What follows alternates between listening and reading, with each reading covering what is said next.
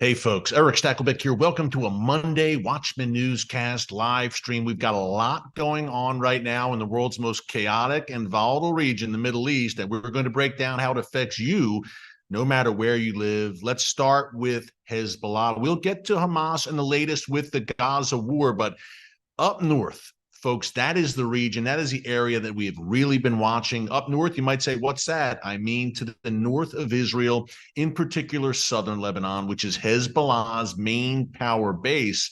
Now, earlier today, Hezbollah, presumably along with Hamas and other Palestinian jihadist factions in southern Lebanon, launched a barrage of 30 rockets in the span of 1 hour into northern Israel. Now, Israel responded. This was the largest barrage, by the way, since October 7th, since Israel's war with Hamas broke out. But as we watch the northern front, again, the largest barrage, and to my mind, a major escalation to the north. Now, key point here, Hamas, which, yes, also has a presence in southern Lebanon, they operate under the watchful eye of Hezbollah, which rules southern Lebanon along the Israel border with an iron fist. Hamas said it launched 16 of those rockets, and presumably Hezbollah launched the rest. Whatever the case, Israel responded directly targeting Hezbollah. And why wouldn't they? Again, if Hamas is operating in southern Lebanon, it's with the full approval and under the watchful, approving eye of Hezbollah. So Israel went straight to the source, carried out airstrikes and shelling against Hezbollah infrastructure. Here's a few more facts from the Times of Israel about what went down. 30 rockets in 1 hour, folks, is no joke for sure. To the north, where Hezbollah obviously has this powerful arsenal of some 150,000 rockets and missiles pointed at every inch of Israel. But the IDF, the Israel Defense Forces, after the rocket launches, their fighter jets struck Hezbollah targets in Lebanon, including a site housing, quote, technological assets, a weapons depot, rocket launch positions belonging to Hezbollah, and other infrastructure. Now, why is this so important? Well, it comes on the heels of what was a pretty major event that we reported on Friday's newscast. And by the way, if you miss any of our live streams here on the channel, just be sure to go to our archives on the homepage under newscast. They're all right there. And while you're there, be sure to subscribe and click the notification bell so you get alerts every time a new video is posted, so you will never miss a Watchman newscast if you are subscribed. We love to have you with us here every day as watchmen and women on the wall for such a time as this. Bible times, prophetic times. But on Friday, we discussed the speech, the much anticipated, much ballyhooed speech given by none other than terror master Sheikh Hassan Nasrallah, the leader of Hezbollah. Now, during that much anticipated speech, Nasrallah pretty much engaged in the typical rhetoric, threats against the United States, threats against Israel. It was overall, folks, I have to say, kind of a dud, considering all the anticipation that built up around it. But I think that's actually a good thing that it was a dud, so to speak, because a lot of people were saying, look, Nasrallah may very well declare war against Israel during this speech. That didn't happen. As a matter of fact, I don't want to say far from it, but what was interesting to me about Nasrallah's speech on Friday and linking it back to the rocket barrage today, 30 again out of southern Lebanon, was that Nasrallah said, look, everything that happened in Gaza, that was completely Hamas. That was Hamas's planning and Hamas acting by its own volition. We applaud it, Nasrallah said. We thought it was one of the greatest days in history, but it wasn't us. It was strictly Hamas. Now, two lines of thinking here as to why Nasrallah, to a degree, distance himself and distance Hezbollah a bit from October 7th. Number one, the most obvious reason, because he knows Israel may very well unleash hell against him next. But number two, and our friend Amir Sarfati shared this here on a live stream about 2 weeks ago. Again, in our archives, you can find them all under newscast. But Amir, who has a great channel here on YouTube called Behold Israel that we encourage you to subscribe to as well, he said, look, Eric, from what I'm hearing, Hamas may have acted too quickly, meaning Iran's plan was to activate that entire ring of fire that surrounds Israel on all sides. Hamas, you know the players, if you watch us on a regular basis, Hamas, and Palestinian Islamic Jihad in Gaza. You've got Hezbollah, of course, in Lebanon, the Shia militias in Syria and Iraq, and then the Houthis in Yemen, who've been very active in recent days as well. Iran's plan was to activate the entire ring of fire, not just the Gaza ring, which was deadly enough, as we saw, some 1,400 Israelis, mostly civilians, slaughtered in cold blood. Imagine if Gaza and southern Lebanon ignited, and even Syria ignited at the same time. We had an invasion, folks, a literal Hamas invasion of southern Israel on October 7th, nearly 1 month ago to the day. Hard to believe. But imagine if simultaneously Hezbollah invaded from the north and breached the security fences there and flooded into the communities of northern Israel. Imagine if Syria, if jihadis crossed over from the Golan Heights into Israeli communities close to the border there concurrently, all while the Houthis and others and all these groups are bombarding Israel with rockets and missiles. It would have been several magnitudes, many magnitudes more horrific, if that's possible, than October 7th even. I spoke to an Israeli friend last night who said October 7th was perhaps the blackest day in the history of the modern state of Israel. No doubt. Israel's 9/11, Israel's Pearl Harbor. But he said it could have been worse. He said, in a sense, we dodged a bullet to the north and in other places because Hamas, according to some reports, and Amir Sarfati laid this out on the newscast, as I mentioned recently, Hamas may have acted too soon. They did not wait for the entire ring of fire. Basically, they went off and acted on their own. They didn't act according to the ultimate plan of the Iranian regime. Interesting. Now, Hamas apparently had originally planned this attack, the carnage of October 7th. We're now learning through interrogations of Hamas terrorists by the IDF and Israeli security services. Hamas originally planned this attack for Passover, apparently. So it would have been a spring attack, but they waited for whatever reason. We're not quite sure. They waited at Iran's behest, by the way. And folks, key point we want to hit on, and we've been hitting on this on the newscast, that the Iranian regime is the head of the snake. And October 7th, listen very closely, would have never happened without the Iranian regime, period. So Iran was pulling the strings here. We know that there were meetings between Iranian and Hamas officials in the run-up to October 7th.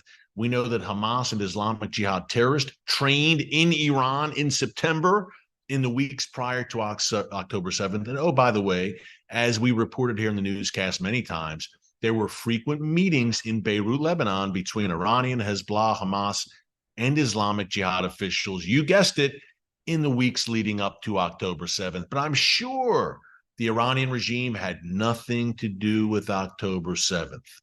Folks, come on. We have an audience here that is very educated, who are on top of things.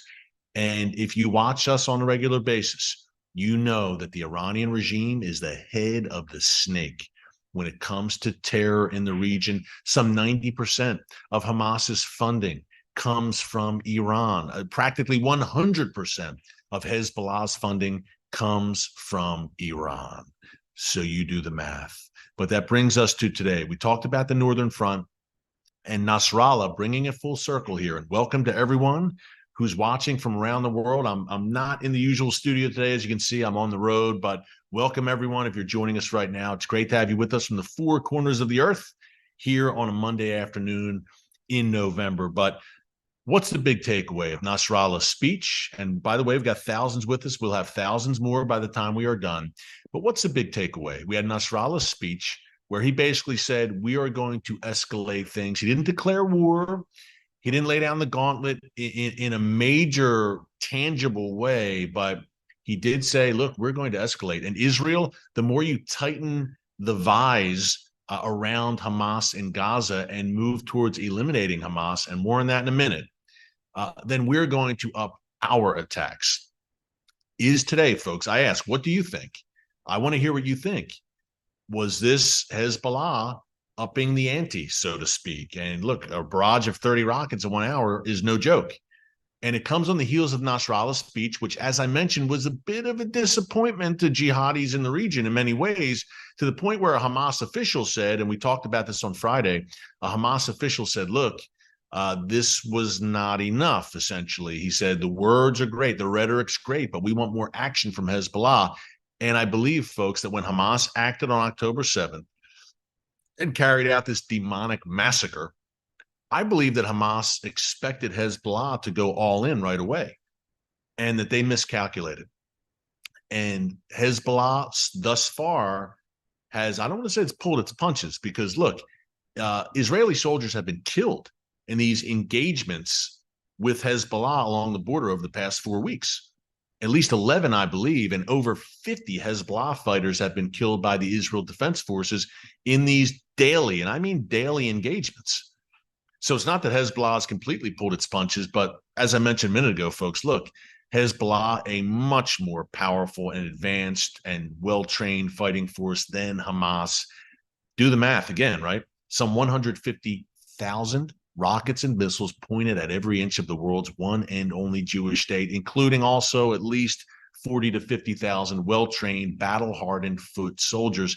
Hezbollah is a different beast, and I do mean beast, than Hamas. And we saw the damage Hamas did on October 7th. Picture that and multiply that by several times. That is what you have in the form of Hezbollah, which begs the question, before we move on to the U.S., sending a nuclear submarine to the Middle East, and before we give you a quick Gaza update, does this northern front, we've been asking this for 4 weeks now, does Nasrallah feel the pressure to activate that northern front? I think there's two ways it goes here, right? And we've laid this out in previous weeks. Either Hezbollah, and by extension, its Iranian master, because look, Hezbollah is a wholly owned subsidiary of the Iranian regime. Do Hezbollah, this is the big question of the war, folks, to my mind, one of the big questions at least, do Hezbollah and the Iranian regime step back and watch as their brother in arms, their terror ally, Hamas, is wiped off the face of the earth by the Israel Defense Forces? Hamas has been a very valuable asset to Iran, to Hezbollah, to the jihadist cause. Do Iran and Hezbollah just let that fall by the wayside and lose that crucial tool in their jihadi terror toolbox and allow Hamas and most likely Islamic Jihad to be eliminated in Gaza? Do they allow Israel to pacify Gaza? Or do they say two things? Number one, Hamas is too valuable to our cause to just slip away. We can't let Hamas just go by the wayside. We need to bail them out. And secondly, do they say, we're looking weak? I mean, we've talked a big game, Iran and Hezbollah, but now we're just allowing Hamas to be destroyed by the hated Zionist entity. Considering that, do they jump in? Here's the other point here before we move on. Does Israel act preemptively?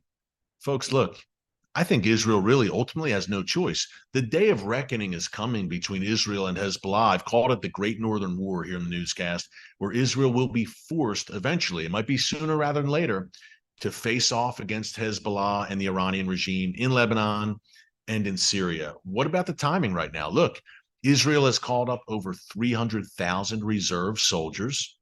Israel's on war footing right now. They're on the front lines in Gaza. People are up north. Consider that. Or does the reserves all go home only to be called up again for the eventual war in Lebanon? I'm not so sure. Secondly, key point to consider, yes, the southern communities have been evacuated. It's horrific. People have been displaced, obviously, along the Gaza border. There's beautiful Israeli communities there. But what about the communities in the north? Over 30 Israeli communities in the north along the Lebanon border, which, by the way, is also beautiful, mountainous, a scenic region. God's handiwork there, and yet you have Hezbollah lurking in homes there and in private businesses there with rockets aimed at Israel.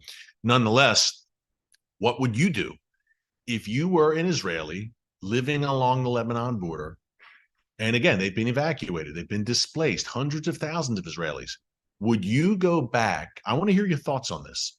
Would you go back and live along the Lebanon border if Hezbollah was still there? Or would the memory of October 7th be fresh in your mind? If you're living in northern Israel, will you say, hey, we saw what Hamas did down south. along the Gaza border. And Hezbollah is much more powerful than Hamas. Would you feel very, very uneasy living along the border of Lebanon? If you live in northern Israel, uneasy unless Hezbollah was dealt with and defeated. Then you go back. But if Hezbollah still lurking there on the border, poised to strike and duplicate October 7th, in their desire at least, to an even worse magnitude, I'm not so sure those Israelis who live in the north go back until Hezbollah is dealt with. So Israel has some very tough decisions to make, which brings us to the United States. Now, there is chatter, I should say, that the U.S. has laid down the gauntlet and warned Iran and Hezbollah to not get involved in this war. Again, two carrier groups are in the Mediterranean right now along Israel's coast. We know that.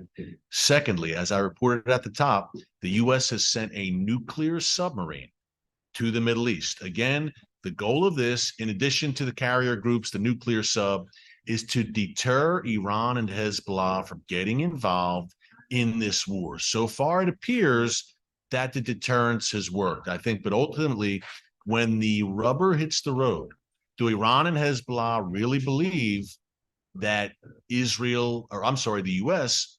is going to get involved? Do they believe there's teeth behind the U.S. sending a nuclear submarine and sending those carrier groups to the region? Do they believe Biden will really act?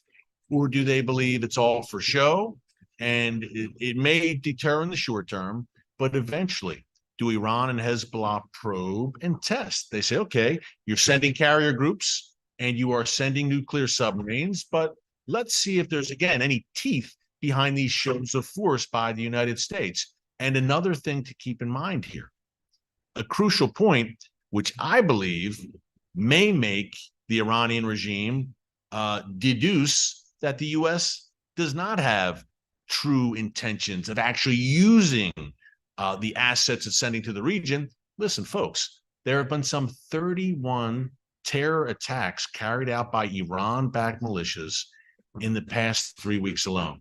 2 weeks, I'm sorry.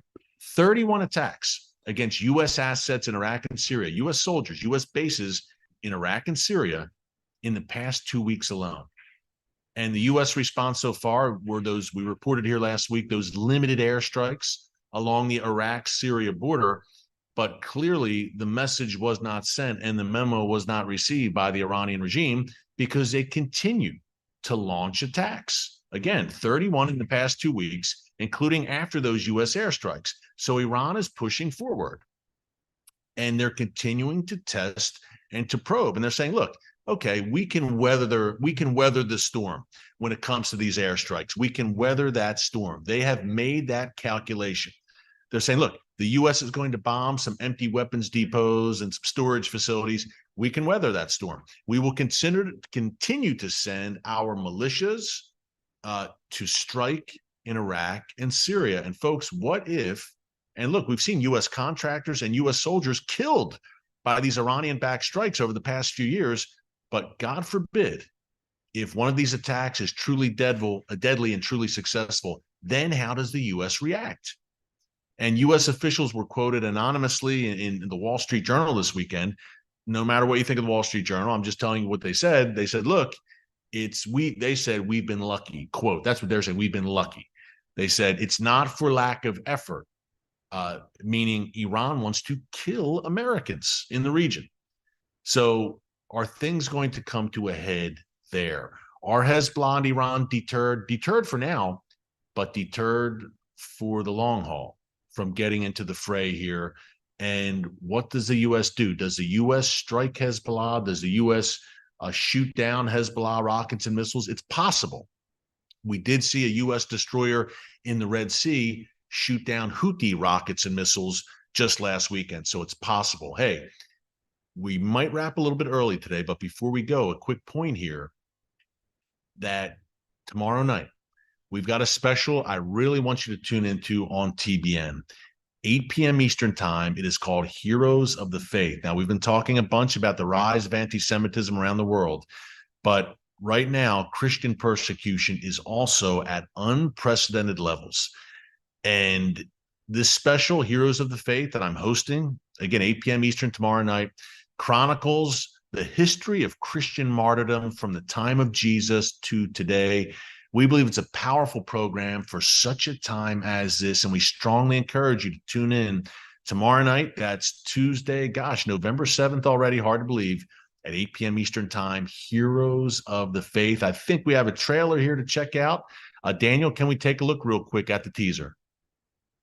Welcome to a TBN special featuring some of the greatest unsung heroes of the Christian faith. Tyndale had completed translating almost the entire Bible when the government at the time decided that they weren't going to have it, and so they arrested him. Jesus wasn't a powerless victim. He was a powerful sacrifice, and they went to their graves believing that. This is the true story of men and women whose sacrifice resounds throughout the ages and into the very halls of heaven. Folks, again, that's 8 p.m. Eastern tomorrow night, Tuesday, November 7th, Heroes of the Faith. I'm excited for you to watch this show and to spread the word about, if you're a Christian like I am, and look, we have non-Christian viewers watching as well, but this matters to everyone, I believe.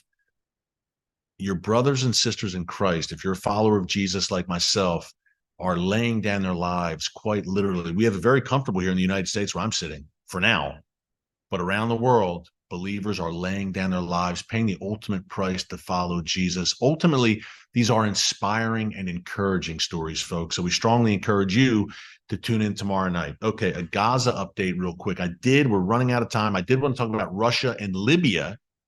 Just a quick note here, how Russia is getting more involved in Libya, more cooperation with the military in Libya, terror forces there, and the prophetic implications of that. We'll move that to tomorrow, but a quick mention about Gaza. The IDF now essentially has entirely circled Gaza City. And the big takeaway here are the tunnels. Now, Israel said overnight some airstrikes were carried out that severely hampered and affected those Hamas tunnels and caved a bunch of them in. Again, as we reported here last week, there are some 300 miles of these Hamas tunnels, a virtual subterranean city beneath Gaza City, and at least 1,500 of these terror tunnels. And the problem here, folks, is that presumably the hostages, some 240 that Hamas hauled off into the bowels of hell beneath Gaza City, are being held in those tunnels right now. That is the presumption by the IDF, and I believe it's an accurate one. So that complicates matters. And of course, Hamas, look, the way they operate, they pop out of the hatches, essentially, these tunnels. They'll fire a rocket-propelled grenade at IDF forces, then they'll scurry back into the tunnel and scurry out. So it's fierce hand-to-hand, close-quarters guerrilla warfare. And in that kind of warfare, there are casualties. So it's a tough go right now for the IDF, but they're saying, hey, we're making great progress. We've eliminated several top Hamas commanders just in recent days. And again, they believe they really made a dent in those tunnels. But Gaza City, one to watch here before we go. We've mentioned this on previous newscasts. Al-Shifa Hospital, Hamas's infrastructure command and control center beneath that hospital, including perhaps some top Hamas leaders. Hamas intentionally positions their headquarters beneath a civilian target, a hospital. How does Israel get around that and neutralize the Hamas threat beneath that hospital? Pray for the IDF right now, folks, for wisdom, for protection, for discernment. By the way, pray for innocent civilians in Israel, too, who are still being bombarded by rockets, as I reported earlier. And pray for Palestinians in Gaza who are being used as human shields by Hamas, who have no regard for human life. These are demonic Nazis and barbarians. I do not say that lightly. Lastly, pray for the hostages, for a miraculous, God-ordained rescue, that they come home safely to their families. Hey, thanks so much for joining us here today on the live stream. Until tomorrow's live stream, reminder, Heroes of the Faith tomorrow night. In the meantime, back here tomorrow with a new live stream. God bless you, and remember, never hold your peace. Hey everyone, thanks for checking out the Watchman Newscast. Make sure you hit the subscribe button so you never miss an upload, and tap the bell icon so you're notified every time a new video is posted. And don't forget to share your thoughts, insights, and comments below. Thanks for watching.